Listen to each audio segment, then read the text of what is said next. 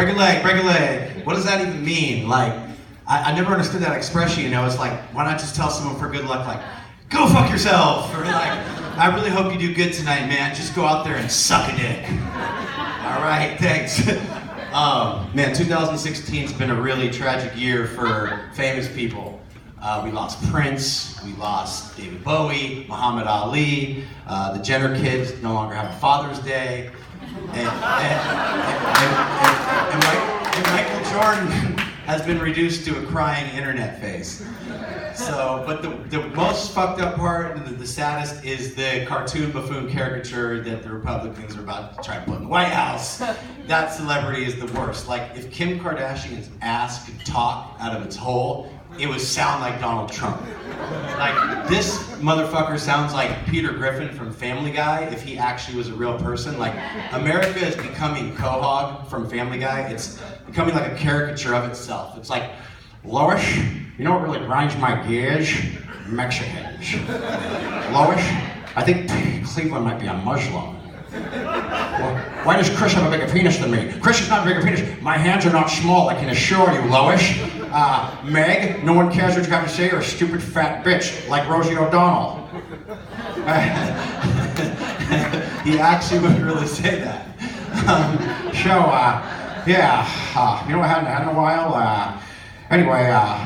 But seriously, follow me. Family Guy's like Quahog. You got Cleveland is Obama, Lois is Hillary, and Quagmire's Bill Clinton. Like, my fellow Americans, I have not been truthful.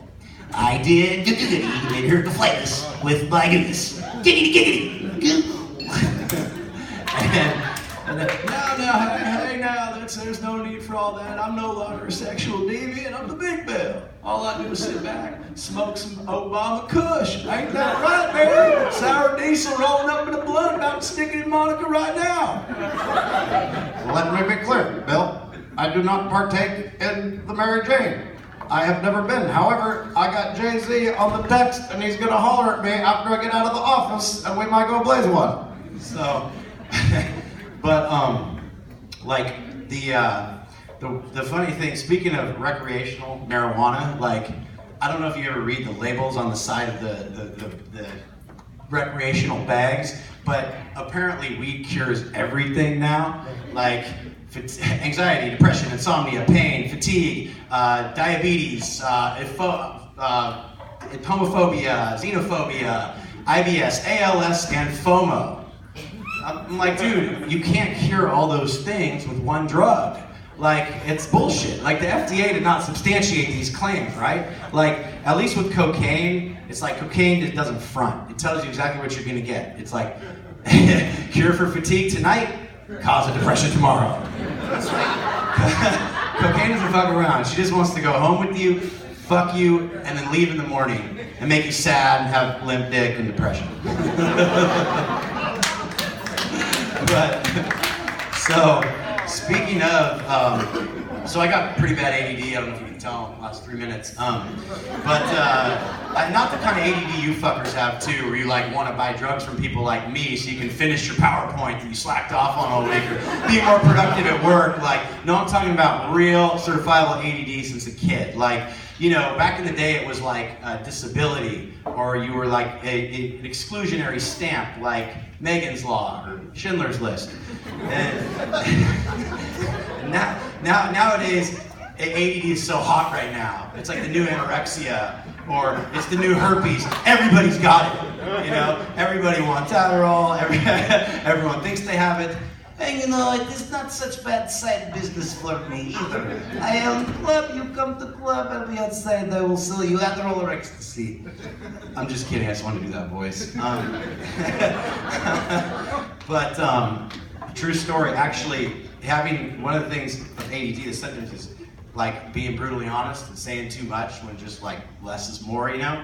And I've, like, when keeping it real goes wrong, like I've blown job interviews by just being too real. And one time I was asked, oh, it says you're on page 2, Brian, you're a comedian, you got any jokes for us? Never fucking answer that. I'm like, oh no. Hey, yeah, what am I, a fucking clown? Do I amuse you? Hey, you know, I got my guy Tommy 2 times, you know, he says everything 2 times. Let me get the papers, you motherfucker. they're all laughing, and then I get a letter a week later that says like, Brian, although we've reviewed our candidates, we've decided to move forward with a better fit. So I'm like, all right. So, but the best answer I ever had to one of those questions in the interview was like, about, you know those STAR questions where it's some fake bullshit about like, describe a time when you overcame adversity, or STAR, situation, task, action, responsibility. I actually got asked, describe a time when you overcame an objection or adversity and continued to persist with a customer who maybe was defiant or throwing objections at you.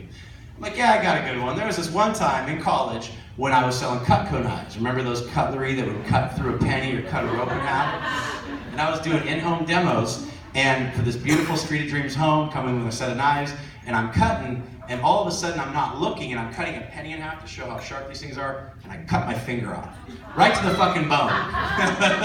And I'm bleeding, but I don't stop. I just continue the demo. I got a Kleenex in my pocket, and I'm like hiding it, and the mom is like, you're bleeding. I'm like, no, it's cool, it's cool. She's like, you're bleeding on my carpet. I'm like, no, it's okay, it's okay. I've done this all the time, trust me. She's like, we need to take you to the ER. I'm like, dude, I've got a Kleenex, it's cool. The husband comes out, they have to drive me to the emergency room, follow me in my car, which was an 87 Lancer, lemon as fuck. And the husband says, are your friends who asked you if you made the sale? I said, you better believe it, and I'm gonna call your wife next week. She never answered my calls after that. But the point is I was persistent and I didn't stop. You got any more questions? Like, no, Brian, actually, you seem like an interesting, unusual candidate. If we have any questions, we'll do our due diligence, we'll circle back with you. Got any for us? Yeah, actually I do. You guys test for Adderall? Thank you, that's my time, Portland.